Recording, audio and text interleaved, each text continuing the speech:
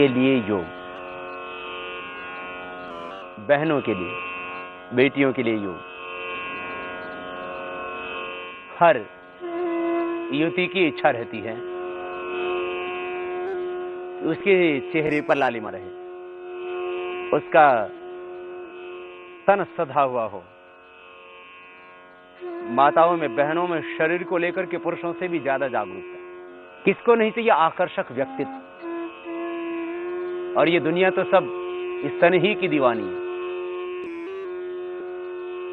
आखिर तन का सौंदर्य ना हो तो फिर आदमी के अंदर हीन भावना पैदा हो जाती है। वैसे हमारे भारतीय संस्कृति में नारी का सौंदर्य केवल तन से नहीं माना है, और ये निश्चित बात है कि आदमी मन से और ज्यादा खूबसूरत होता है। चेहरे पर कितना ही नूर हो, लेकिन भीतर आदमी में हास्य नहीं है, मुस्कान नहीं है, तो खूबसूरत तन भी बेकार लगता है। सबसे पहले हम यदि बालों की समस्या लें तो अक्सर युवतियों के बाल झड़ने की समस्या बहुत रहती है। वैसे चिंता से बाल झड़ते हैं, तनाव से बाल झड़ते और जल्दी सफेद होते हैं। गर्म चीजें, मसाला, मिर्च ज्यादा खाओगे उससे आंखों की भी ज्योति जल्दी कमजोर हो जाएगी और बाल भी जल्दी झड़ेंगे। इसलिए यदि बालों को झड़ने से रोकना और आंखों की ज्योति बरकरार रखने, चश्मे से आपको बचना है। चश्मा कोई नहीं पहनना चाहता है। इन आंखों के ऊपर और आंख लग जाए ऊपर से तो आदमी को प्रारंभ में तो बहुत ही खराब लगता है। आप क्या करना, बालों की समस्या के लिए 5 मिनट ये रगड़ लेना पीछे से, नेल्स। सुबह शाम आपके बाल काले रहेंगे, बाल झड़ेंगे नहीं, और झड़ गए तो आ जाएंगे दोबारा से। गंजा आदमी भी दोबारा से केशवान हो जाता है। माने दोनों हाथ की अंगुलियों के पीछे के जो नाखून है इनको रगड़ना है, अंगूठे को नहीं रगड़ना। अंगूठे को यूं रगड़ोगे तो माताओं बहनों को भी मूंछ आ जाएंगे, इसलिए इससे बच के रहना। ये तो रगड़ा ही नहीं जाता है, ये तो पीछे से अंगुलियों की जो नाखून है इनको यूं रगड़ना है। इससे आपके बाल हो जाएंगे काले, घने। खास बात, ऐसे रगड़ने से आपके बाल जो बहुत कमजोर बाल थे वो बाल भी आपके थोड़े मोटे हो जाएंगे। किसी किसी के बाल बहुत पतले होते हैं। बाल आपके सॉफ्ट होंगे, कोमल होंगे, घने होंगे, लंबे होंगे। किसी किसी को लंबे बाल रखने का बहुत शौक है, वैसे आजकल तो कटवाते ज्यादा हैं, लेकिन फिर भी ये सबकी इच्छा रहती है कि मेरे बाल जो है वो अच्छे रहने चाहिए। तो कपालभाति, अनुलोम विलोम 10-10 मिनट प्राणायाम करना और 5-5 मिनट सुबह शाम ये कर लेना। ये 10-10 मिनट कपालभाति, अनुलोम विलोम और 10 मिनट ये नाखून को, नेल्स को पीछे से रबिंग करना। ऐसा करने से बालों की सारी समस्या आपकी दूर, और गंजी खोपड़ी पर भी उगा आएंगे दोबारा से बाल। वैसे गंजे ज्यादा पुरुष होते हैं, माताओं में इतनी फिर भी गनीमत है कि गंजी अपेक्षाकृत बहुत कम होती हैं, बाल झड़ते ही ज्यादा हैं। और फिर ये बालों को झड़ने से बचाने के लिए लेके आती हैं हजारों रुपए के शैम्पू। वो भी बह जाता है पानी में और उनके साथ बाल भी बह जाते हैं, लेकिन फायदा कुछ नहीं होता। बहुत ज्यादा बाल झड़ते हो तो सर्वांगासन और शीर्षासन भी किया जा सकता है।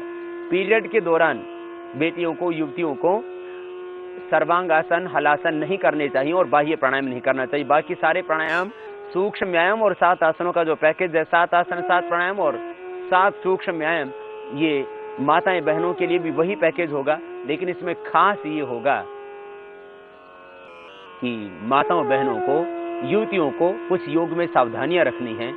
सबसे पहली बात, पीरियड के दौरान बाह्य प्राणायाम नहीं करना। बाकी समय बाह्य प्राणायाम भी कर सकेंगी, करना ही चाहिए। भस्त्रिका, कपालभाति, अनुलोम विलोम, भ्रामरी, उद्गीत, श्वासोपरोम का ध्यान ये रेगुलर करते रहें।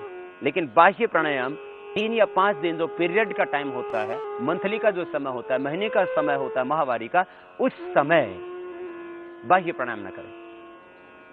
प्रेग्नेंट होने के बाद में बेटियां, बहनें, माताएं, प्रेग्नेंट लेडीज को कपालभाति और बाह्य ये 2 प्राणायाम दोनों नहीं करने।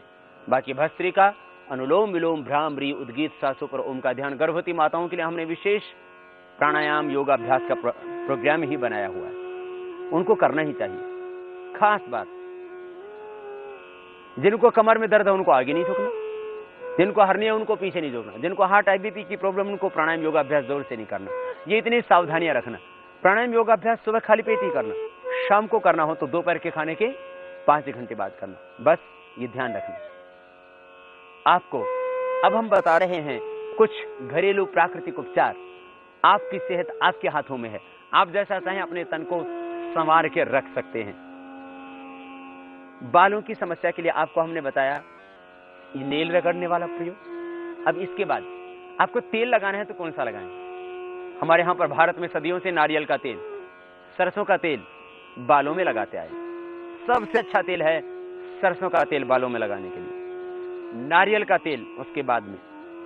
सरसों का तेल सस्ता भी होता है, खाने में सबसे अच्छा तेल। पूरे बंगाल में और उत्तर भारत में तो अधिकांश सरसों का तेल ही खाया जाता है, निर्दोष है। सरसों का तेल सबसे बेहतर, खाने के लिए भी, बालों में लगाने के लिए भी, और शरीर पर मालिश करने के लिए भी। शरीर पर मालिश करना हो, बालों में तेल लगाना हो और छौंक लगाना हो, तड़का लगाना हो, सरसों का तेल सबसे अच्छा है। होठ फटते हैं तो सरसों का तेल नाभि में लगा लो, सरसों का तेल बालों में लगाओ, सबसे अच्छी बात। उसके बाद नारियल का तेल लगाओ बालों के अंदर। और यदि किसी को घर में तेल ही बनाना हो खास तो सरसों का तेल 100 ग्राम ले लेना, या तिल का तेल या सरसों का तेल। आयुर्वेद में जो तेल बनते हैं वो तिल के तेल से भी बनते हैं, तो तिल का या सरसों का तेल 100 ग्राम ले लेना, उसमें 1 चम्मच राई डाल देना, और 100 ग्राम सरसों के तेल में यदि हो सके तो गुड़हल के पत्तों का रस 100 ही ग्राम डाल देना, कूट लेना, थोड़ा सा उसमें पानी डाल देना, गुड़हल के पत्तों को कूट करके उनका रस डाल देना। और बरसात में भृंगराज मिल जाता है बहुत, किसी माली से पूछ लेना, हरा भृंगराज, उसको कूट करके उसका रस 100 ग्राम डाल दीजिए। यदि हरा ना मिले तो पंसारी के यहां से ले आना भृंगराज 100 ग्राम ले आना सूखा। त्रिफला 100 ग्राम, हरड़े बहेड़ा आंवला त्रिफला 100 ग्राम, हरड़े बहेड़ा आंवला त्रिफला 100 ग्राम, और इसके अंदर आप मिला लेना ये भृंगराज। और संभव हो तो 2-4 और भी जड़ी बूटियां जैसे सीकाकाई है वो भी उसके अंदर ही डाल दीजिए आप। थोड़ा सा मेथी के पत्ते भी उसी में डाल दीजिए आप, उसको उबाल लीजिए।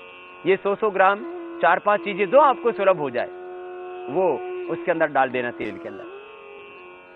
और क्या करना, पहले ये 100 ग्राम पहले लेकर के, और मिल जाए तो ब्राह्मी और शंखपुष्पी ये भी उसके अंदर 100 ग्राम ले लेना, पंसारी के यहां से तो मिल ही जाएगी। ये 100 ग्राम लेकर के सारी चीजें इसको करीब 2 किलो पानी में पकाना, और 2 किलो पानी का जब 200 ग्राम बच जाए उबालते उबालते तब इसको छान लेना कपड़े में से अच्छी तरह से। और ये जो आपने तेल रखा था सरसों या तिल का 100 ग्राम तेल इसमें डाल दीजिए और इसको धीरे धीरे पकाइए। फिर देखना 200 ग्राम तेल डाल दीजिए, 100 ग्राम तो कम हो जाएगा, 200 ग्राम तेल डाल दीजिए, वो इसमें पकाना और उसको बालों में लगाना। देखना बाल किस तरह से आपके घने काले होते हैं, बालों की सारी समस्याएं आपकी मिट जाएगी। योग यात्रा में अब तक आपने देखा बालों की खूबसूरती के लिए उपचार। योग यात्रा में आगे है कैसे बढ़ाएं चेहरे की खूबसूरती।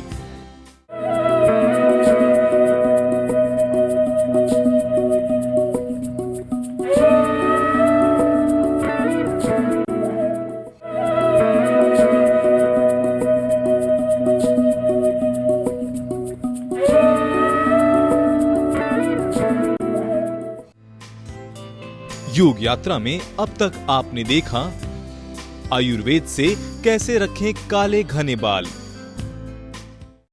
आपको बालों की समस्या के बारे में एक और बात, सर्वांगासन हलासन करने से बालों की सारी समस्या ठीक हो जाती है। 2 से 5 मिनट सर्वांगासन या हलासन कर लेना, लेकिन पीरियड के दौरान बेटियां माताएं बहनें ना करें, और प्रेग्नेंट लेडीज को तो करना ही नहीं होता। जिनको हार्ट IBP की प्रॉब्लम है, कमर में दर्द, सर्वाइकल स्पॉन्डिलाइटिस पेन है, वे भी उसको नहीं कर सकते। तो फिर कपालभाति, अनुलोम विलोम, ये 2 प्राणायाम ही कर लेना, बालों की कोई समस्या नहीं होगी। फिर डैंड्रफ यदि हो जाए तो क्या करें, डैंड्रफ से भी बाल बहुत झड़ने लगते हैं। डैंड्रफ के लिए खास उपचार, जिनको डैंड्रफ की प्रॉब्लम है वो क्या करें, 1 चम्मच नारियल का तेल, 1 चम्मच नारियल का तेल और उसके अंदर 1 चम्मच सुहागे की खील, सुहागा बोरिक, सुहागे की खील 1 चम्मच, नारियल का तेल 1 चम्मच, नीम के पत्तों का रस 1 चम्मच, दही 2-3 चम्मच मिला दी, जितने बाल आपके घने हो। दही 2-3 चम्मच, नारियल का तेल, सुहागे की खील, नीम के पत्तों का रस 1-1 चम्मच, सब मिला करके एक जगह पात्र में, और उसको बालों में लगा देना और थोड़ा थोड़ा अंगुलियों के माध्यम से मालिश कर लेना बालों की जड़ में। मालिश करके आधा घंटा छोड़ देना। आधा घंटा के बाद किसी भी देसी कंपनी के शैम्पू से सिर धो। 1 बार से लेकर के 3 बार में बालों का डैंड्रफ खत्म। किससे? यही जो आपको घरेलू उपचार बताए, इससे। फिर डैंड्रफ के बाद एक अगली समस्या, चेहरे की। चेहरे पर झुर्रियां आ जाती हैं, आंखों के नीचे काली आ जाती है, पिंपल्स हो जाते हैं, मुहासे हो जाते हैं। क्या करें? 4-5 पत्ते सुबह आप नीम के खा लीजिए, कील मुहासे खत्म हो जाएंगे। पिंपल्स के कारण से जो है आपके कपोल की शक्ल भी बिगड़ गई, तो क्या करें? आप हल्दी, चंदन घिस करके लगा लीजिए। हल्दी और चंदन घिस करके लगाने से आपके चेहरे के ऊपर रौनक आ जाती है, नेचुरल कलर आ जाता है चेहरे का। हल्दी, चंदन आप चेहरे पर घिस करके लगा लीजिए, या उनका पाउडर जो है उनका लेप करके सो जाइए आप। ये सबसे अच्छा। और एक खास बात आपको बता देना चाहता हूं मैं। बहुत सी माताओं बहनों ने हमसे आकर के बताया कि उनको कहीं पर एक गांठ हो गई थी या बहुत काला निशान हो गया था, डॉक्टर ने बोल दिया था प्लास्टिक सर्जरी करनी पड़ेगी, और प्राणायाम किया, ठीक हो गया। जले हुए का निशान भी बहुतों का मिट गया। जले हुए का निशान, अद्भुत लाभ होता है। आपकी स्किन का कलर नॉर्मल आ जाता है, सीधी सी बात एक ही है। उसके लिए बस 15 मिनट कपालभाति, 15 मिनट अनुलोम विलोम, ये 2 प्राणायाम करने पड़ते हैं आपको रेगुलर। तली हुई चीजें बंद कर दीजिए, सुबह उठ के पानी पीजिए, हरी सब्जियां ज्यादा खाइए, बस इतना सा परहेज। और 15-20 मिनट दोनों कपालभाति, अनुलोम विलोम प्राणायाम कीजिए, टोटल स्किन प्रॉब्लम ठीक।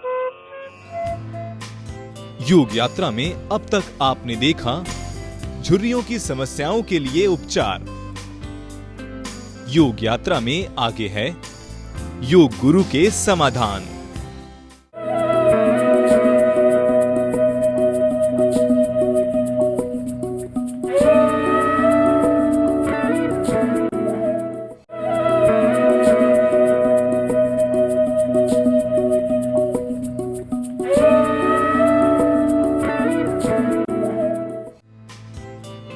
योग यात्रा में अब तक आपने देखा कैसे रखें चेहरा सुंदर। मुहासे के अलावा बहुतों को तिल हो जाते हैं, अनावश्यक तिल। 1-2 तिल तो पहचान के लिए अच्छा होता है, और कई जगह के तिल तो सौभाग्य के प्रतीक माने जाते हैं, लेकिन ज्यादा तिल हो जाए, पूरे शरीर में तिल तिल तिल तिल तिल हो जाए, तो क्या करें? उसके लिए थोड़ा सा आपको आयुर्वेद का भी सहारा लेना पड़ेगा। वैसे बिना आयुर्वेद के भी खाली कपालभाति, अनुलोम विलोम 15-15 मिनट करने से भी शरीर के तिल खत्म हो जाते हैं, मस्से खत्म हो जाते हैं। बहुत से बेटियों को, खास करके माताओं बहनों को बड़ी उम्र में तो कई जो है चेहरे के ऊपर, फेस के ऊपर 2 मस्से हो जाते हैं, और गर्दन के यहाँ दोनों तरफ मस्से हो जाते हैं, और यहाँ शरीर में भी पीछे की ओर मस्से हो जाते हैं। तो क्या करें? गर्दन के पीछे मस्से के लिए और तिल के लिए मस्से तो 100% 2 से 3 महीने लगता है, किसी किसी को तो महीने में, और किसी किसी के तो 1 सप्ताह के अंदर भी मैंने देखा है मस्से झड़ जाते हैं, मस्से झड़ जाते हैं। और पैरों में जो कॉर्न्स हो जाती हैं, गोखरू हो जाते हैं, आटन बोलते हैं, कहीं गोखरू बोलते हैं, कॉर्न्स बोलते हैं अंग्रेजी में, पैरों के कॉर्न्स। और ये मस्से कपालभाति, अनुलोम विलोम 15-15 मिनट कीजिए। बहुत ज्यादा आपको कॉर्न्स है तो 20-20 मिनट कर लीजिए कपालभाति, अनुलोम विलोम, कॉर्न्स खत्म हो जाती है, गांठें खत्म हो जाती हैं पूरे शरीर की, यूट्रस की, ओवरी की, पूरे देह के अंदर कहीं पर भी जो गांठें वही खत्म हो जाती है। मस्से तो बात ही क्या है। तो 10 दिन से लेकर के 2-3 महीने के अंदर आपके मस्से खत्म, तिल खत्म, जो एक्स्ट्रा है। कोई भी स्किन की प्रॉब्लम है, लिकोडर्मा, सोराइसिस, स्क्लेरोडर्मा भी अब तो अच्छा हो रहा है, और तो बात ही क्या है। स्किन की टोटल प्रॉब्लम, कहीं दाद खाज खुजली हो गई है, वो भी खत्म हो जाएगी कपालभाति अनुलोम विलोम करने से। बस नीम के पत्ते आप 5-7 सुबह खा सकते हैं। गोंडा से BN गंग का प्रश्न है, बाबा जी मैं पॉलीसिस्टिक किडनी बौथ का मरीज हूँ। मेरे बाएं गुर्दे का ऑपरेशन 1988 में हुआ। उसके पश्चात पेट में लगातार दर्द बना रहता है, लगातार दस्त और आंव लगी रहती है। एलोपैथी इलाज से मेरे शरीर में सूजन और लाखों की संख्या में सिस्ट बढ़ गया। बराबर जी में चलता रहता है। क्रिएटिनिन लेवल 2.5 हो गया। प्राणायाम करने से कुछ तो फायदा हुआ है, जैसे क्रिएटिनिन लेवल 2.5 से 1.4 पर आ गया है। सूजन भी कम हुई है। पिछले 3 महीने से पेट में जख्म, दस्त और आंव रुकने का नाम नहीं ले रहा है। कृपया उपाय बताएं। कपालभाति पहली बात धीरे धीरे करें, क्योंकि जिनको पेट में जख्म घाव होते हैं, अल्सर होता है, बहुत ज़्यादा कोलेटिस होता है, उनको धीरे करना चाहिए। और नियमित रूप से दोनों टाइम प्राणायाम कीजिए तो आपकी किडनी खराब होने से बच जाएगी। और धीरे धीरे जो है पॉलीसिस्टिक ओवरीज हमने अच्छी की हैं। पॉलीसिस्टिक किडनीज के अभी मेरे पास ज़्यादा एक्सपीरियंस नहीं है, लेकिन जब पॉलीसिस्टिक ओवरीज अच्छी हो सकती हैं, उसके पूरे मेरे पास एविडेंसेस हैं, तो पॉलीसिस्टिक किडनीज भी अच्छी होंगी। और जो आपकी लाखों की संख्या में गांठ है, गांठ शरीर की ठीक होती ही होती है। कपालभाति उसके लिए आधा घंटा करना पड़ता है, अनुलोम विलोम भी आधा घंटा। थोड़ा सा आहार पर कंट्रोल करें। आप बेल का प्रयोग करें, अनार का प्रयोग करें, थोड़ा हरी सब्जियों का प्रयोग करें, और घी खाने से बचें और मीठे से बचें। थोड़ा सा आहारचर्या दिनचर्या में आप परिवर्तन लाएंगे। पिंडलियाँ दबाएंगे आप। एक्यूप्रेशर बहुत महत्वपूर्ण होता है। पिंडली दबाने से एकदम से पेट की बीमारी में आपको फ़ायदा होता है। सुबह उठ करके पानी पिएं, और मंडूक आसन आदि पेट के और भी दूसरे कुछ आसन हैं, उनको आप करके अपने इन पेट की बीमारियों से आप छुटकारा पा सकते हैं। इसमें आयुर्वेद से भी आप मदद ले सकते हैं। नियमित रूप से आपको प्राणायाम करना होगा, और धीरे धीरे दवाइयाँ खाते खाते और तमाम चीज़ों से आपके शरीर में बहुत से कॉम्प्लिकेशंस भी हुए हैं, उनका भी समाधान हो जाएगा। निराश ना हो, दोनों टाइम प्राणायाम करें। सुबह खाली पेट, दोपहर खाने के 5 घंटे बाद। प्राणायाम तेजी से ना करें, बस इसका खास ध्यान रखें। योग यात्रा में आज आपने देखा खूबसूरती के लिए योग,